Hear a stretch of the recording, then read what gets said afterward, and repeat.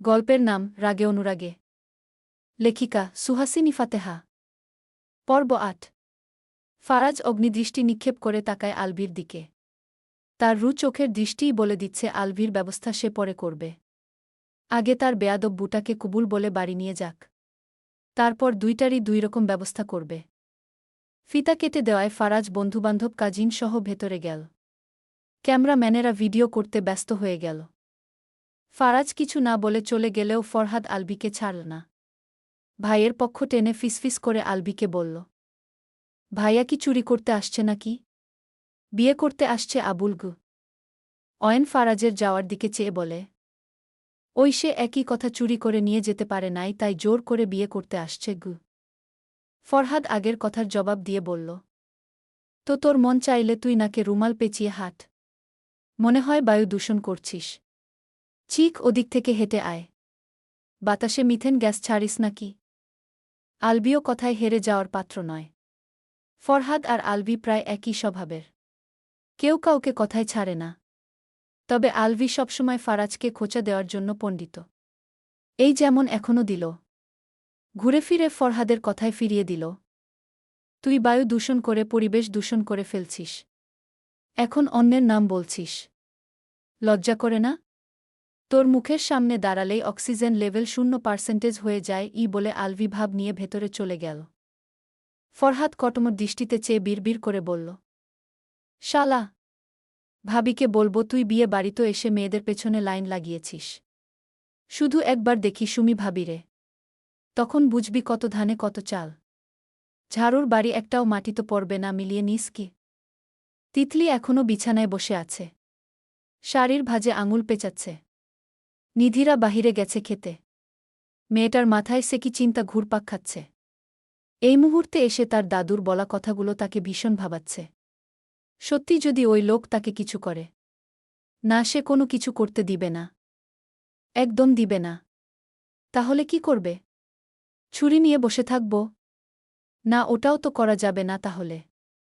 তিতলির ভাবনার মাঝেই গ্রাম থেকে আসা কাজিনরা টাকা নিয়ে এসে তিতলিকে ঘিরে ধরল।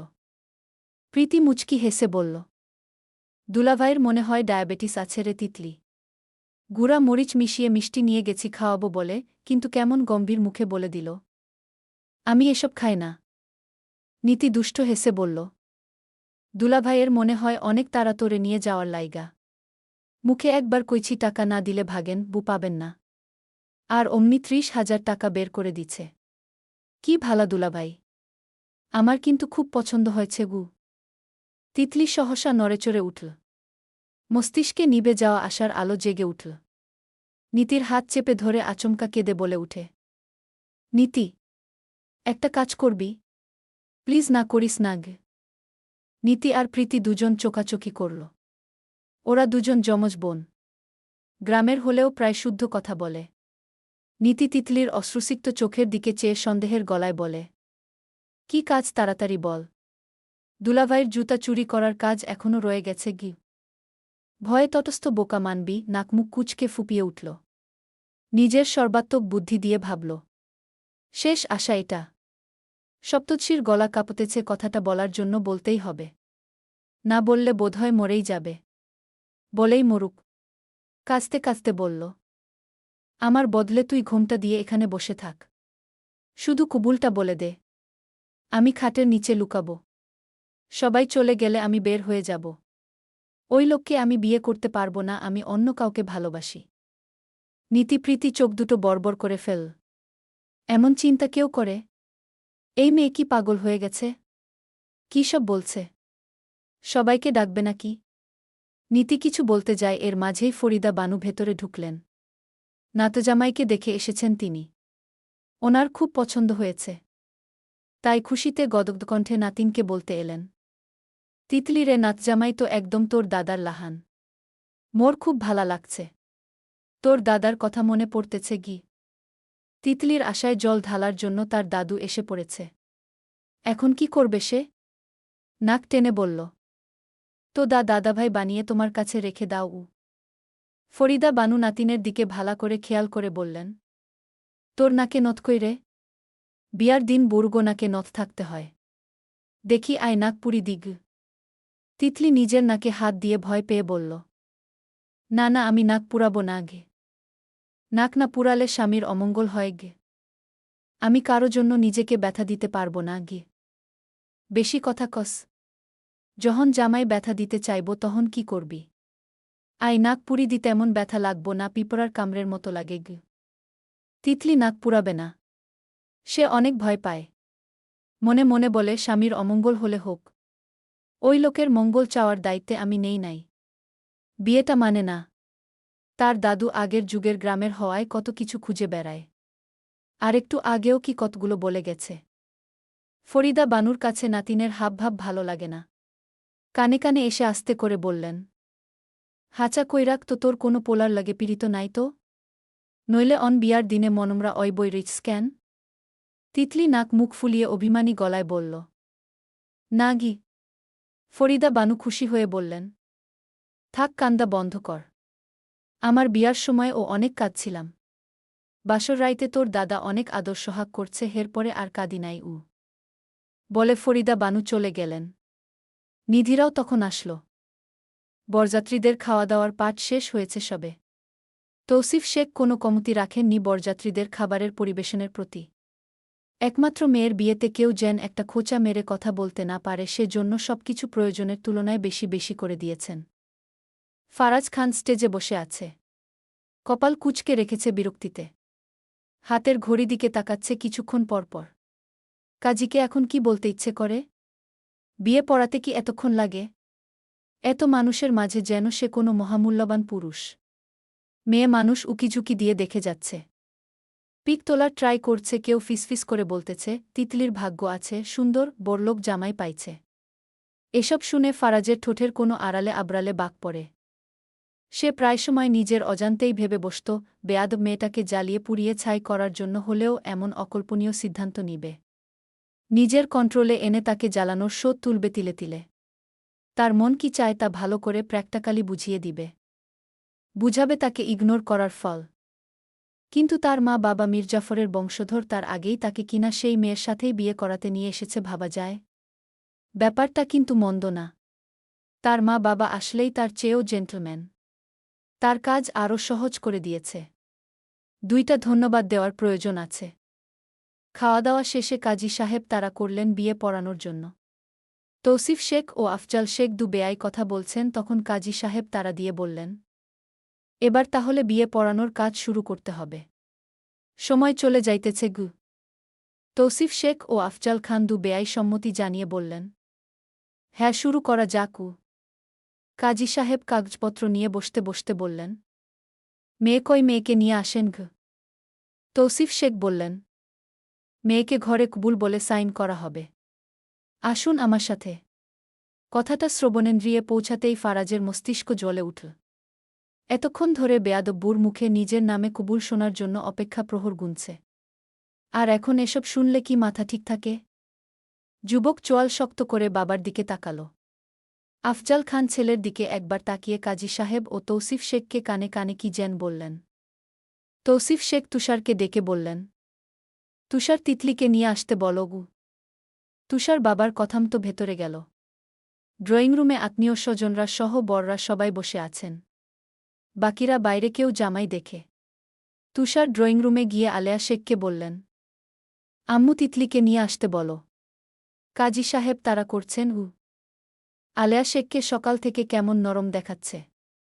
মেয়ের কথা ভেবে অজান্তেই চোখ ভিজে উঠছে বারবার। ছেলের কথা শুনে ভাঙা গলায় বললেন, নিয়ে আসবে এখন? তুই গিয়ে একবার দেখে আয় তো গু। তুষার মায়ের কথায় উপরে গেল। করিডোরে যেতেই ঝিলিক ও রূপসার সাথে দেখা হল। তুষার আর চোখে ঝিলিকের পানে চাইল। মেয়েটা শাড়ি পরে এসেছে। চোখাচোখি হতেই তুষার চোখ ফিরিয়ে সামনে হাঁটতে থাকে। রূপসা পরপরই সন্দেহের গলায় বলে, তুষার ভাইয়া মনে হয় তোকে পছন্দ করে কি? ঝিলিক ভ্রু কুঁচকে বলল, আজব, উনি আমাকে কেন পছন্দ করবে? কথাটা একটু জোরেই বলল ও। তুষারের চলন্ত পা জোড়া 1 সেকেন্ডের জন্য থেমে গেল। আবার চলে গেল। রূপসা আবারও বলল, আমি খেয়াল করছি হলুদের রাতেও দেখছি তোর দিকে তাকিয়ে আছে। এখনও দেখলি না? তাও তোর এমন কিছু মনে হচ্ছে না? রূপসা আগের মতো করেই কিছু একটা মনে করে বলল, আমি তিতলির থেকে শুনেছি তুষার ভাই নাকি প্রেম করেন। তাহলে আমাকে কোনো দুঃখে পছন্দ করবে? আরে গাদি, মনে কর প্রেমিকাটা তুই গি। ঝিলিক রূপসাকে ধমক দিয়ে বলল, দূর, তুই বেশি বেশি ভাবছিস। এমন কিছুই না।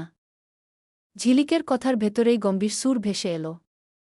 হুমম, কার কথা বলা হচ্ছে এখানে? ঝিলিক চমকাল, থমকাল। কিছু বলতে গিয়েও সামনের মানুষটাকে দেখে আবার থেমে যায়। চোখ নামিয়ে নেয় লজ্জায়। রূপসা বলে, কারও কথা না বলা হচ্ছে না ভাইয়া। তুষারের চোখ ভুলবশত হঠাৎ করেই ঝিলিকের কাঁধে পড়ল। দ্রুত চোখ ফিরিয়ে নিল মান। ধোপ গিলল অজানা কারণে। মুহূর্তেই সেখান হতে প্রস্থান করল। তুষার চলে যেতেই ঝিলিক রূপসাকে বলল, তোকে পছন্দ করে আমাকে না বুঝলি? আমি দেখছি তোর দিকে তাকিয়েছে গু। রূপসা ঝিলিকের দিকে তাকিয়ে চোখ কপালে তুলে বলল, আল্লাহ, তুই আসলেই গাদি রে। কাঁধের ব্লাউজ সরে গিয়ে কালো ফিতা দেখা যাচ্ছে ঠিক। বলেই নিজে হাত বাড়িয়ে ঝিলিকের কাঁধের ব্লাউজ ঠিক করে দিল গু। ঝিলিক লজ্জায় মরে যায় অবস্থা। ঠিক সে এভাবে ছিল? তুষার ভাই কি তাহলে তাকে এভাবে দেখে ফেলেছে? এই মুখ সে আর তুষার ভাইয়ের সামনে দেখাতে পারবে না। বিষয়টি খুবই লজ্জাজনক। রূপসা ঝিলিককে বলল, মনে হয় তুষার ভাইয়া দেখে গেছে, তাই কিছু না বলে চলে গেছে গি। ঝিলিক লজ্জায় কিছু বলার ভাষা খুঁজে ফেল না। তিতলিকে নামানো হলো পরপরই। মাথায় লম্বা দোপাট্টা দেওয়া। দুর্বল শরীর নিয়ে হাঁটার মতো শক্তি পাচ্ছে না মেয়েটা। দিন দুনিয়ার কোনো খবর নেই। শুধু ঘোমটার নিচে চোখের পানি ফেলে বন্যা বানিয়ে ফেলছে। নিধি প্রিমা দুজন দুপাশ থেকে ধরে বাইরে নিয়ে এলো। ঝিলিক, রূপসা সহ ড্রয়িংরুম থেকে বড়রা সবাই পিছু পিছু চলে এলেন বাইরে। বুকে আনতে দেখে ফারাজ খান বসা থেকে হুট করে উঠে দাঁড়াল। শীতল নয়নে কতক্ষণ যে তাকিয়ে থাকল কে জানে। যদিও লম্বা দোপাট্টা দিয়ে রমণীর পুরো মুখ ঢাকা। ফারাজ উপর হতে নিচ পর্যন্ত খুঁটিয়ে খুঁটিয়ে সব দেখল। পিচ্ছি লাগছে না একদম। একদম বুবু লাগছে। আশেপাশে কিছুই তার নজরে নেয়। পাশ থেকে আলবি ফিসফিস করে বলে উঠে, হয়েছে আর তাকাইস না। তোর চোখের দৃষ্টি ভালো না। যেভাবে কুদৃষ্টিতে তাকিয়ে আছিস মেয়েটা তোর সামনেই হাওয়া হয়ে যাবে। তখন বাসর ঘরে যাওয়ার আগেই বিয়ে করার শখ মিটে যাবে গু। তৎক্ষণাৎ কাজী সাহেব কাগজপত্র নিয়ে এসে হাজির হয়ে ফারাজের সামনে বসলেন। তিতলিকে ফারাজের পাশাপাশি ঝাড়বাতির মতো দেখতে ফুলের পর্দার আড়ালে বসানো হয়েছে। বিয়ে বাড়ির সকল মেহমান ও বরযাত্রীরা গোল হয়ে ওখানে একত্র হয়েছে। কাজী সাহেব সর্বপ্রথম নিকাহ খুতবা পাঠ করলেন। নিকাহ খুতবা শেষে কাজী আর দেরি না করে বিয়ে পড়ানোর কাজ শুরু করলেন। তৌসিফ শেখের একমাত্র কন্যা তিতলি তেহরিন শেখকে 1,01,00,000 টাকা দেনমোহর ধার্য করে বিবাহ করতে আপনি রাজি আছেন? রাজি থাকলে বলো বাবা, আলহামদুলিল্লাহ, কবুলগু। ফারাজ একটুও সময় নিল না। কাজী বলার সঙ্গে সঙ্গে বলে উঠল, আলহামদুলিল্লাহ, কবুলগু। পাত্রের 3বার সম্মতি নেওয়ার পর কাজী সাহেব একটা কাগজ এগিয়ে দিয়ে বললেন, এইবার কাবিননামায় সাইন করুন ঘ। ফারাজ তা হাতে নিয়ে ভালো করে পড়ল। তারপর দ্রুত সাইন করে দিল। তার এখন 1 মিনিট দেরি করার সময়ও নেই। পাত্রের থেকে সাইন নিয়ে কাজী সাহেব সহ সকলে তিতলির সামনে এসে বসল। মেয়েটা আদৌ এখানকার কিছু শুনছে কিনা আল্লাহ ভালো জানেন। হাতের ভাঁজে হাত গুজে পাথরের মতো বসে আছে। কাজী সাহেব একইভাবে নিজের মতো শুরু করলেন, আফজাল খানের বড় পুত্র ফারাজ খানের সঙ্গে বিবাহ করতে আপনি রাজি? রাজি থাকলে বলো মা, আলহামদুলিল্লাহ, কবুল। 4 মিনিট পেরিয়ে গেল, তাও কোনো শব্দ আসল না। ফরিদা বানু সেখানে উপস্থিত। তিনি নাতিনের কাছে গিয়ে হেসে বললেন, যা কইতে কইছে তা কও দাদু। নানি তো মনে হয় লজ্জাগু। তিতলি এবার নড়েচড়ে উঠল। এতক্ষণ যেন কোনো জন্মানবহীন কোনো মরুভূমিতে চলে গেছিল সে। আশেপাশের সব পরিস্থিতি বুঝতেই ফুপিয়ে কেঁদে উঠল ঘোমটার আড়ালে। কাজী তারা দিচ্ছেন। তৌসিফ শেখ এবার এগিয়ে গেলেন। মেয়ের মাথায় পরম স্নেহে হাত রেখে কোমল স্বরে বললেন, বলো আম্মু। মন থেকে বলো আলহামদুলিল্লাহ, কবুলগ। বাবার স্পর্শে ফুপিয়ে উঠল তিতলি। সহসা কান্নাজগরিত কণ্ঠে বলে উঠল, আমি বলবো ন। সম্পূর্ণ শব্দ উচ্চারণ করতে পারল না, কাঁদতে কাঁদতে হেঁচকি উঠে গেছে। মেয়ের কান্না দেখে তৌসিফ শেখ ভীষণ আশ্বাস দিয়ে ফের বললেন, কবুল বলো আম্মু।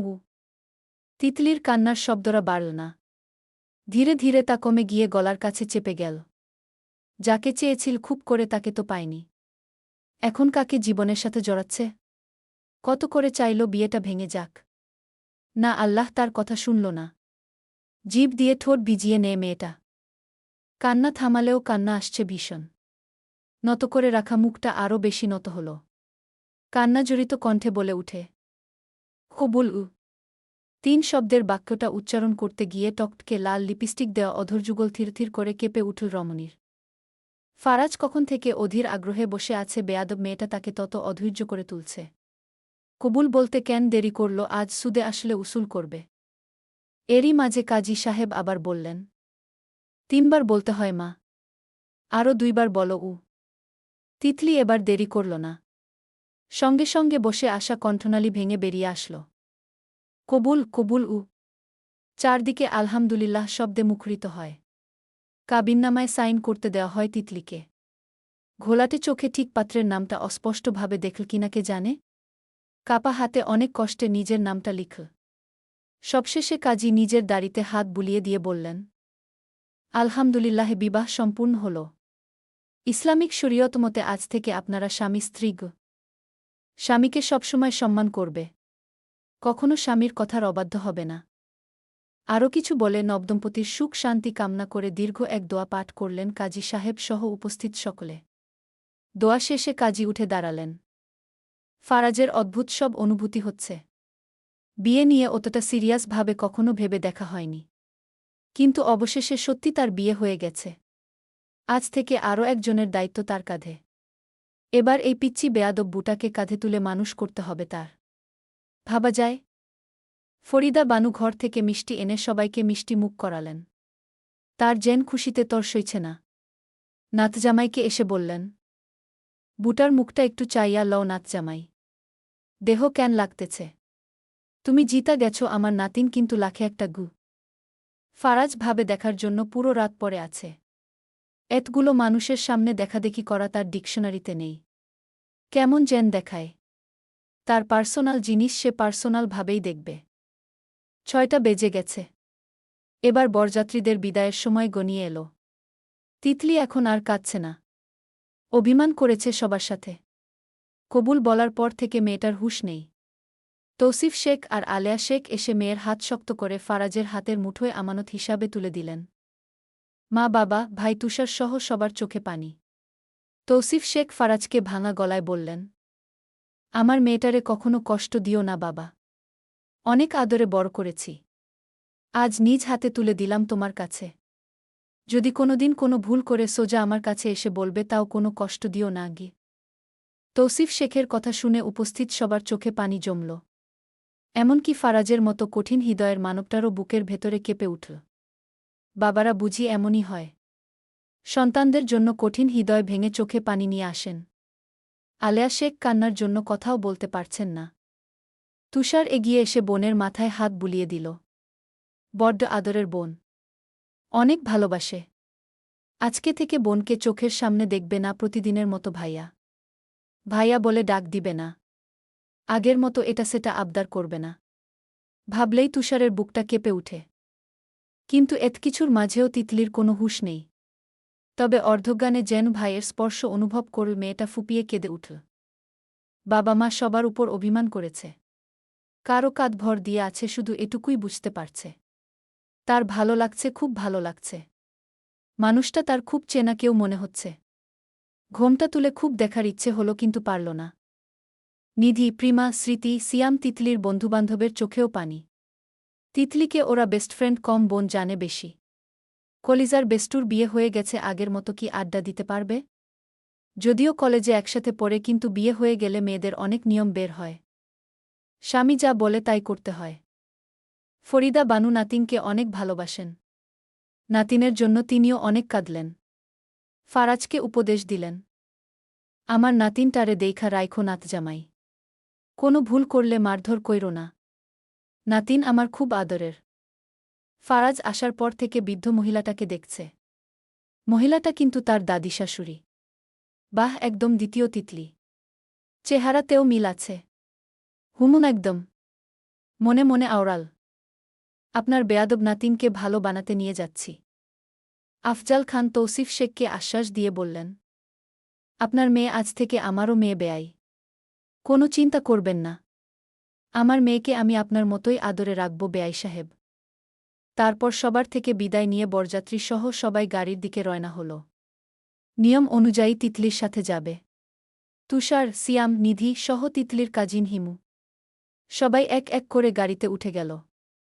ফারাজ ধীরে ধীরে হেঁটে আসছে, তাও বুকে কোলে নিচ্ছে না। তা দেখে আলভি পাশ থেকে আফসোস করে বলল, তোর বউ অজ্ঞান হয়ে গেছে, দে আমি কোলে নি। ফারাজ খান আকাশম রাগ নিয়ে তাকায় আলভির দিকে। আলভির উপর রাগ আগে থেকেই। যুবক প্রচণ্ড রাগ নিয়ে হিসহিসিয়ে বলল, আমার বউ কোলে নেওয়ার জন্য আমি একাই যথেষ্ট। তোরে যেন আমার বুড় আশেপাশে কখনো না দেখি গু। বলে ফারাজ এক মুহূর্ত দেরি না করে অর্ধজ্ঞানে থাকা স্ত্রীকে কোলে তুলে নিল। জ্ঞান না থাকায় এখন তার জন্য ভালোই হয়েছে। দীর্ঘ ৩০ মিনিট পর অবশেষে খান বাড়ির মেইন গেইটের সামনে একে একে ৪টা গাড়ি থামল। বাড়ির ছোট ছোট ছেলেমেয়েরা বউ আসছে, বউ আসছে বলে চিল্লাতে শুরু করল। চারদিক হৈহল্লোড় ও আনন্দে মুখরিত হয়ে উঠল। সব গাড়ি গেইটেই থেমে গেলেও ফারাজের গাড়িটা প্রায় ভেতরে ঢুকে গেল। গাড়ি থামার ৫ মিনিট পার হয়ে গেলেও ফারাজ বউ নিয়ে গাড়ি থেকে নামছে না দেখে বাইরে ফিসফিস শুরু হল। আলভি গাড়ির জানালায় টোকা দিয়ে ফিসফিস করে বলল, নাদান শিশুটার সাথে গাড়িতে বাসর করার চিন্তা করছিস নাকি? তাড়াতাড়ি বেরিয়ে আয়। ফারাজ এখনও স্ত্রীর মুখ দেখেনি। সুযোগ পেয়ে চাইছিল ঘোমটা তুলে একটু দেখবে বেয়াদব বুটাকে। দেখতে গিয়েও আবার দেখল না। দেখার জন্য অনেক সময় পরে আছে। সবার ফিসফিস শুনে সোজা বউ নিয়ে গাড়ি থেকে নামল। কোলে করেই নামল। এই মুহূর্তে তার গম্ভীর মুখটা কেমন তীক্ষ্ণ হয়ে আছে। বিয়ে করেছে এটা তার মুখের দিকে তাকিয়ে বুঝা দেয়। ভাবখানা এমন যেন ১৯৭১ সালের যুদ্ধ সেরে অবশেষে জয় হয়ে এসেছে। বিধিবাম দুপা এগাতেই তিতলি কোলের ভেতরে নড়চড়ে উঠল। মনে হল সে শূন্য ভাসছে। পিটপিট করে আঁখি দুটি মেল। মস্তিষ্ক জোরে প্রতিধ্বনিত হল তার বিয়ে হয়ে গেছে। কথাটা মনে আসতেই সপ্তদশীর হাউমাউ করে কাঁদতে ইচ্ছে করল। কারো কোলে আছে এটা বুঝতেই নামার জন্য হাত পা ছুটাছুটি করল। মেরুন রঙা দোপাট্টা ভেতরে সব কেমন ঘোলাটে দেখাচ্ছে। মানুষটাকে দেখার জন্য খুব করে চাইল, কিন্তু কান্না করার ফলে ঝাপসা চোখে ঠিকঠাক দেখতে পেল না। তবুও নামার জন্য আগন্তুকের শক্তপোক্ত হাতে শরীরের সবটুকু শক্তি দিয়ে চিমটি কাটল। বেয়াদব বুকে কোলের মাঝে ব্যাঙের মতো লাফাতে দেখে ফারাজ বিরক্তিতে কপাল কুঁচকে নিল। বিড়বিড় করে আওড়াল, সুখে থাকতে যেহেতু ভূতে কিলায়। আজ সব ভূতের নখ গোড়া থেকে কেটে দিব। Mind it. তিতলি পরপর আরও ৩ বার একই কাজ করল। ফারাজ কি এমন বেয়াদব মেয়েকে কোলে নিয়ে হাঁটবে? সদর দরজার সামনে এসে ধপাস করে নামিয়ে দিল। আকস্মিক তাল সামলাতে না পেরে দুর্বল তিতলি পড়ে যাওয়ার মতো অবস্থা হল। তবে নিজেকে সামলে নিয়ে নত মুখে দাঁড়াল। নতুন বউয়ের আগমনের অপেক্ষায় ফারিন বেগম সহ ফারাজের খালা, মামি, চাচি, ফুপুরা, বিয়ে বাড়ি থেকে আগে আগে চলে আসা কাজিনদের বুড়া সবাই সদর দরজার সামনে একত্র হল। কারো হাতে বরণডালা, আবার কারো হাতে ফুলে ভর্তি ঝুড়ি, আর কারো হাতে মিষ্টি। ঝিলিকের মা জিশা বেগম কাটা চামচে মিষ্টি নিয়ে নতুন বউয়ের মুখের সামনে ধরলেন। মিষ্টিটা খাও দেখি মা। শ্বশুরবাড়িতে ঢুকার আগে মিষ্টি মুখ করে ঢুকো। এটা খান বাড়ির নিয়ম ঘে। ফারাজ খান এসব নিয়মকানুন দেখতে দেখতে বিরক্ত। ছোট থেকেই দেখে আসছে। মিষ্টি খাওয়ালে নাকি নতুন বুড়া মিষ্টি হয়ে যায়। এসব ও বিশ্বাস করতে হবে ভাবা যায়? তার বেয়াদব বুতিতাই থাকুক। ফারাজ বিরক্তির রেশ ধরে জিজ্ঞেস করল, মিষ্টি খেলে মানুষ মিষ্টি হয়ে যায়, এসব থিওরি তোমাদের কে দিয়েছে ফুফুমনি? আমি এসব নিয়ম কানুন মানি না, সামনে থেকে সরগ। ফারাজ কথাটা বললেও সবার গিজগিজ আওয়াজের মাঝে নিজের কথাটা হাওয়ার মতো ভেসে গেল যেন। তা দুর্বল তিতলির কান পর্যন্ত পৌঁছাল না। ফারিন বেগম ছেলের দিকে তাকিয়েই বুঝলেন ছেলে বিরক্ত, তাই ধমক দিয়ে বললেন, তোর জন্য বাড়ির নিয়ম কানুন বন্ধ হবে না। তোর মন চাইলে তুই চলে যা, বৌমাকে আমরা বরণ করে ঘরে তুলব গো। পেছন থেকে আলভি খোঁচা মেরে বলল, আমার বিয়ের সময় আমি সব নিয়মকানুন মানছি। মিষ্টি আমার বউও খাইছে, আমিও খাইছি। এখন তোকেও খেতে হবে গুই। ফারাজ পেছনে ফিরে অগ্নিদৃষ্টিতে তাকাল আলভির দিকে। আলভি একটুও ভয় না পেয়ে মেকি হেসে বলল, তোরে আমি ভয় পাই নাকি? বুইড়া হয়ে বিয়ে করছিস আবার এখন সিরিয়াল নাটকের অভিনয় করছিস? ফুপুমনি যা বলছে তা কর। না হলে খাইলে দে, তোর মিষ্টিটা আমি খেয়ে ফেলি, এমনিতে আমার ডায়াবেটিস কমে গেছে গি। আলভির বৌসুমি কনুই দিয়ে আলভিকে খোঁচা দিল। ইতিমধ্যেই ফরহাদের থেকে শুনেছে আলভি বিয়েতে মেয়েদের পেছনে লাইন লাগিয়েছে। এটা শোনার পর থেকে স্বামীর উপর রেগে আছে সুমি। আজকে রুমে গেলে সত্যি ঝাড়ুর বাড়ি একটাও মাটিতে পড়বে না। বউয়ের রাগ দেখে আলভি একদম চুপ হয়ে গেল। আজকে মনে হয় কিছুমিছু হয়ে যাবে। মনের ভেতর থেকে বলে উঠে, আল্লাহ রক্ষা করো, এই দজ্জাল বুড় হাত থেকে আজকের মতো বাঁচাও। ফারিন বেগমের আনন্দের যেন শেষ নেই। আজকে থেকে সুখে দুঃখে কথার বলার একজন সঙ্গী পেয়েছেন। ছেলে থাকলে থাকুক, না থাকলে নাই।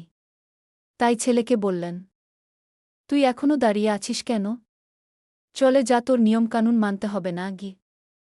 ফারাজ কিছু বলতে গিয়েও পর মুহূর্তে বুকে রেখেই বড় বড় কদম ফেলে সবাইকে পাশ কাটিয়ে ভেতরে চলে গেল। ড্রয়িংরুমে বুড়ো বুড়িরা সোফায় বসে বসে পান চিবুচ্ছেন। ফারাজের নানি ছকিনা খাতুন আর নানা হুঁশিয়ার সাহেব নাতিকে একা ঢুকতে দেখে বললেন, নাতবুটারে একলা ফালাই থুইয়া ঘরে ঢুকি গেলি কেন? বিয়ার নিয়মকানুন সব ভুইলা গেলি নাকি? মাস্টারি করিস বরকনে একলগে ঘরে ঢুকা লাগে, এইডা জানোস না? ফারাজ নানা ভাইয়ের কথা শুনে ঘাড় ঘুরে তাকায়। হুঁশিয়ার সাহেবের বয়স ৮০ বছর। এ বয়সে এসেও কথার জোর এখনও কমেনি। বুড়ো ভ্রু কুচকে আছেন। ছকিনা খাতুন তো রীতিমতো কোমরে হাত দিয়ে দাঁড়িয়েছেন। ফারাজ বিরক্তি চেপে রাখল। নানানানিকে সম্মান করে ছোট থেকেই দাদাদাদির আদর না ফেলেও নানানানির আদর পেয়ে বড় হয়েছেন। নানানানির কথা ফেলতে পারে না। এখন আবার তার নানানানি কোনো নাটক শুরু করবে কে জানে। তাই বলল, সবাই কোলে করে নিয়ে আসবে, তোমরাও সেখানে গিয়ে যোগ দাও। আমাকে জোর করো না গি। ছকিনা খাতুন ধমকে ওঠেন, যোগ দিব মানি কিরে নাতি? বউ আনছিস আদর করে একলগে ঘরে আইবি না? তোর নানা তো আমারে এহনো কোলে লইয়া হাঁটে। তুই এত বড় ধামরা শরীর লইয়া নাত বুড়ে কোলে কইরা আনতে পারিস না? যা বুড়ে লইয়া আয় উ। ফারাজের কপালের রগ দপদপ করে। বিয়ে করেও শান্তি নেই। যার জন্য তার এত অশান্তি তাকেও সে শান্তিতে থাকতে দিবে না। তার সাথে অশান্তি নিয়ে গোটা জনম কাটাতে হবে। এদিকে এই বুড়ো বুড়িদের নিয়মকানুনের ঠেলায় সে অতিষ্ঠ। মুখে কিছু না বলে আবার পা বাড়ায় সিঁড়ির দিকে। ছকিনা খাতুন আবারও ডেকে বললেন, এই নাতি দাঁড়া কইতাছি। বুড়ে কোলে কইরা ঘরে লইয়া আয়। তোর নানা আমারে বিয়ার দিন কোলে তুলছে যে আর নামায় নাই উ। হুঁশিয়ার সাহেব পাশ থেকে বললেন, হো ঠিকই কইছে তোর নানি। ৫৬ বছর আগে কোলে লইছি যে এহনো লিতে ইচ্ছা করে তাই কান্ধে লইয়া বেড়াই। তুই জোয়ান পোলা বুড়ে কোলে লইয়া ঘরে ঢুইকতে পারিস না? ফারাজের সহজ স্বীকারোক্তি। পারব না গি। ছকিনা খাতুন সিঁড়ির দিকে তেরে আসলেন। পারবি না মানে কি? হুঁশিয়ার সাহেবের নাতি হইয়া এই কথা কইতে পারিস ক? নানানানির কথা শুনে ফারাজের খুব হাসি পেল, তবে হাসল না। হনহনিয়ে চলে গেল। তার নানার বাড়ি টাঙ্গাইল। তাই কথাবার্তা এমন। ফারাজ রুমে গিয়ে গায়ের কোট পাঞ্জাবি খুলে সোজা ওয়াশরুম থেকে গোসল সেরে এসেছে। এই গোসলটাই যেন এই মুহূর্তে প্রয়োজন ছিল। দেহের সব ক্লান্তি দূর হয়ে গিয়েছে। খিটখিটে মেজাজটা আগের তুলনায় অনেকটা ফুরফুরে লাগছে। শার্ট প্যান্ট পরে বিছানায় বসে একমনে কিছু একটা ভাবল। পিচ্চি মেয়েটা কি এখনও জানে না বিয়েটা যে তার সাথেই হয়েছে? তাকে কি না চিনে বিয়ে করে ফেলেছে নাকি? এখন যদি তার জায়গায় অন্য কেউ হতো? ভেবেই এক অজানা কারণেই যুবকের মাথার তালু গরম হচ্ছে রাগে। অবাধ্য বেয়াদব মেয়ের কতবর্গ স্পর্ধা খুতাকে জ্বালিয়ে অন্য কাউকে বিয়ে করার স্বপ্ন দেখে। এর শেষ তো সে দেখেই ছাড়বে। তিতলিকে বরণ করে ড্রয়িংরুমের সোফায় বসানো হয়েছে। আশেপাশের সমস্ত মানুষ বু দেখতে চলে এসেছে। তাকে ঘিরে বসে আছে সকল আত্মীয় স্বজনরা। সবাই বু দেখে চলে যেতেই ফারাজের নানা নানি নাতবুকে দেখার জন্য সেখানে বসল। পাশ থেকে ঝিলিকের মা জিশা বেগম তিতলির ঘোমটা তুলে পরিচয় করিয়ে দিলেন। এরা হচ্ছে তোমার নানা শ্বশুর আর নানি শাশুড়ি, সালাম দাও। তিতলি চোখের সামনে দুজন বুড়ো বুড়িকে দেখতে পেল। বুড়িটা একদম তার দাদুর মতো। তিতলি মা, বাবা, ভাই, দাদু সবার কথা আবার মনে পড়ল। তার দাদু বলছে সেখানে গিয়ে সবাইকে সালাম দিতে, সম্মান করতে। মেয়েটা ফুপিয়ে উঠল। গা কাজল দেওয়া, চোখজোড়া কাদার ফলস্বরূপ আরও বেশি মায়াবী দেখাচ্ছে। নিজেকে সামলিয়ে তিতলি ভাঙা গলায় সালাম দিল। আসসালামু আলাইকুম গে। ফারাজের নানি ছকিনা খাতুন ও নানা হুশিয়ার সাহেব হাসিমাখা মুখে বললেন। ওয়ালাইকুমুসসালাম ঘে। ছকিনা খাতুন তিতলির গাল টেনে দিয়ে বললেন, মাশাল্লাহ নাতবু তো ভারী মিষ্টি গো। আমার নাতির পছন্দ আছে কুইতে অইবগ। হুশিয়ার সাহেব বড় গলায় বললেন, দেখতে অইব না নাতিটা কার? হুশিয়ার সাহেবের নাতি। পাশে দাঁড়িয়ে ছিল ফারাজের খালা নাছিমা বেগম। কথাটা শুনে মুখ বাঁকালেন। তিনি চাইতেন মেয়ে নীলাকে ফারাজের সাথে বিয়ে দিতে। কিন্তু হলোটা কই? তার মেয়ে ফারাজকে ভাইয়ের চোখে দেখে ভাইয়ের সাথে ওসব কথা ভাবতেই পারে না। মেয়েকে নিয়ে আর পারেন না নাছিমা বেগম। দাঁড়িয়ে দাঁড়িয়ে তিতলির খোঁজ খুঁজতে শুরু করলেন। কিছুই খুঁজে ফেলেন না। যথেষ্ট সুন্দরী, তবে একটু খাটো আছে। মুখ বেঁকিয়ে বললেন, বুতো বেশি লম্বা না। আরেকটু লম্বা হলে ভালো হতো না আম্মাগু? ছকিনা বেগম সেটা শুনে মেয়েকে বললেন, বেশি লম্বা হইবার দরকার নাই নাছিমা। নাতবুকে অনেক ভালা লাগছে গি। নাছিমা বেগম মুখ বেঁকিয়ে সেখান থেকে চলে গেলেন। ইতিমধ্যেই তুষার, সিয়াম, নিধি সহ তিতলির কাজিন হিমু ওদের প্রথমবারের মতো মেহমানদারি করা শেষ। হরেক রকমের নাস্তা পানি খেয়ে সকলে ক্লান্ত। তুষার সোফায় বসা বোনের দিকে এক পলক তাকাল। বুকের ভেতরে মোচড় দিয়ে উঠল। মনে হল তার বোনকে জোর করে বিয়ে দিল। বোনের মতামত নেওয়ার দরকার ছিল একবার। কিন্তু ওটাও ভাবছে ফারাজ ভাইয়ের কাছে আদরের বোনটা অনেক ভালো থাকবে। তাই অতটা ভাবলও না। আফজাল খান এতক্ষণ রুমে ছিলেন। ছেলের বিয়ে থেকে এসে প্রেসার বেড়ে গেছে। হাঁটতে পারছেন না। এখন একটু ভালো লাগাতে তুষারের পাশাপাশি বসলেন। চা খেতে খেতে কিছুক্ষণ গল্প করলেন। রাত বাড়তে থাকল। ঘড়িতে রাত 12টা। সব আচার অনুষ্ঠান আর বাসর ঘর সাজানো শেষে তিতলিকে নিয়ে আসা হলো ফারাজের রুমে। বাসর ঘর সাজিয়েছে আলবি, নিহাদ আর ফারাজের বন্ধু শাওন মিলে। সাদা বিছানার মধ্যভাগে গোলাপ দিয়ে লাভ বানিয়ে ভেতরে লিখেছে কি খফু। সাদা গোলাপ, লাল গোলাপ সহ বিভিন্ন সুগন্ধি জাতীয় ফুল দিয়ে পুরো রুমটাকে ফুলের দোকান বানিয়ে ফেলেছে। আলভি ইচ্ছে করেই এমনটা করেছে। একজন মহিলা গ্লাসে ভর্তি দুধ এনে টেবিলে রেখে তিতলির উদ্দেশ্যে হাসিমাখা মুখে বললেন, টেবিলে দুধের গ্লাস রেখে গেলাম। এগুলো তোমার স্বামী আসলে খেতে দিও। তিতলি অবুঝের মতো উপর নিচ মাথা নাড়াল। ভদ্রমহিলা সেটা দেখে মুচকি হেসে বললেন, আর শুনো, স্বামী যা করতে চাই করতে দিবে। কিছু বললে সুন্দর করে উত্তর দিবা, মুখে মুখে তর্ক করবা না। তোমার স্বামী কিন্তু অনেক রাগী গো।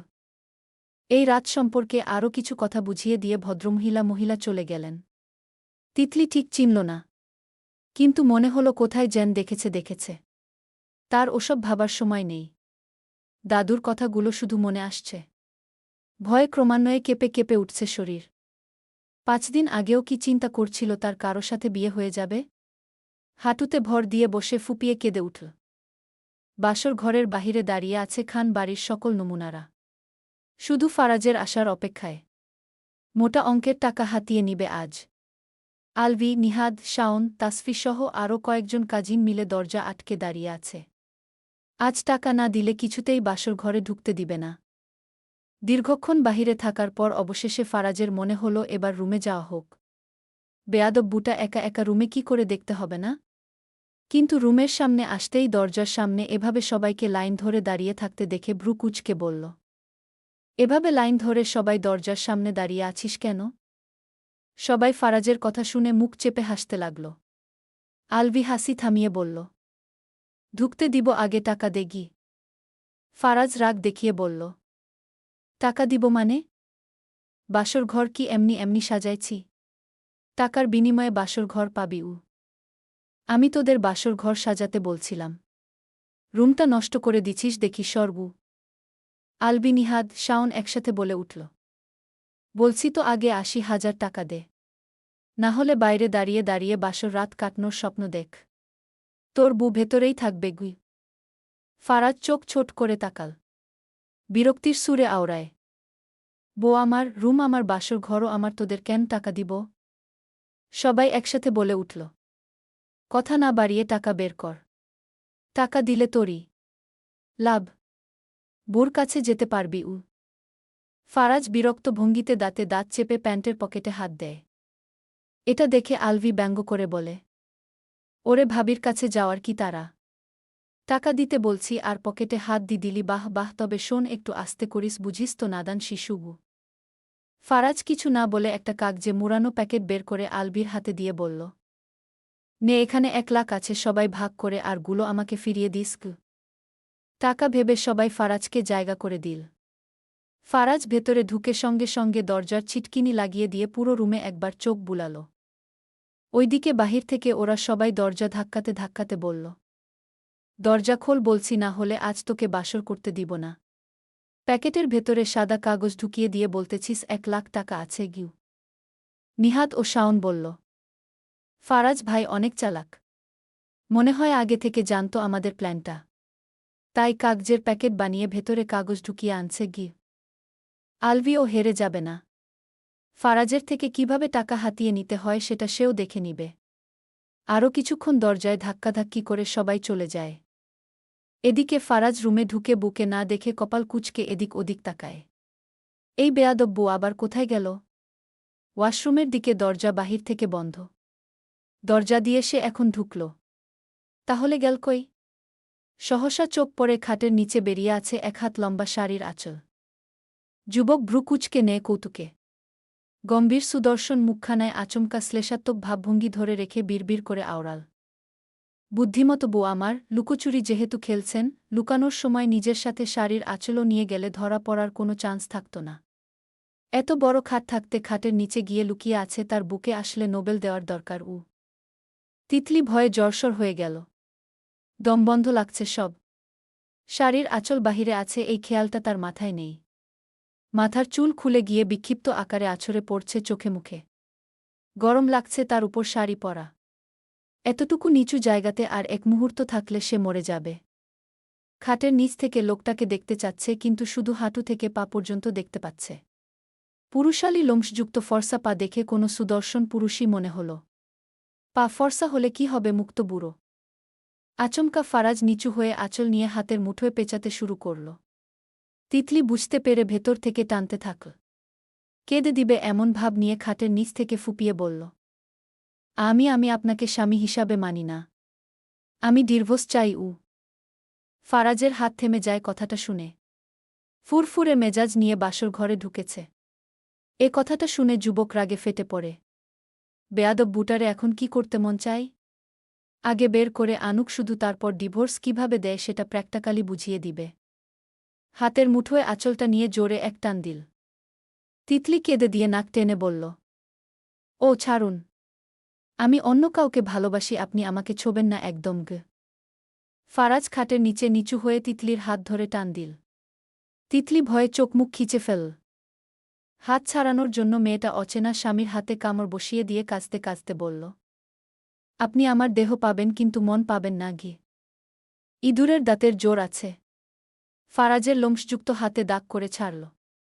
পুরোপুরি বাইরে এনে ফারাজ কপট রাগ দেখিয়ে হিসহিসিয়ে বলল, মন চাই না, আমার দেহ চাই না, যেটা আমার সেটা আমারই, চাওয়া পাওয়ার তো কোনো প্রশ্নই উঠে না। সহসা চেনা কণ্ঠস্বর শুনে সপ্তদশী চমকাল। ভরকাল বিস্ময়, হতবিহ্বল বা ক্রুদ্ধ, হকচকিত, স্তব্ধ হয়ে গেল। হিংস্র রমণী তড়িৎ গতিতে চোখ তুলে তাকাল। আপনা-আপনি তিরতির করে কাঁপতে থাকা অধরযুগল ফাঁক হয়ে অস্পষ্ট গলায় শুধাল, সম্পূর্ণ শব্দ উচ্চারণ করতে পারল না। স্বপ্ন দেখছে সে? এটা স্বপ্ন। এখনই মিলিয়ে যাবে। আকস্মিক কোমরে কারো শক্ত আঙুলের ছোঁয়ায় তিতলির কোমরের নরম চামড়ায় এক অদ্ভুত শিরশিরানি অনুভূতি জাগিয়ে তোলে। শিরশিরানিটা কেমন অসহ্য বেদনা দিল তাকে, সহ্য করল না তার ছোট্ট শরীর। হুট করেই উঠে দাঁড়িয়ে মুখ বয়বে অবিশ্বাস নিয়ে মেয়েটা বলে উঠল, আপনি আমার বাসর ঘরে কি করছেন? আমার স্বামী কোথায়?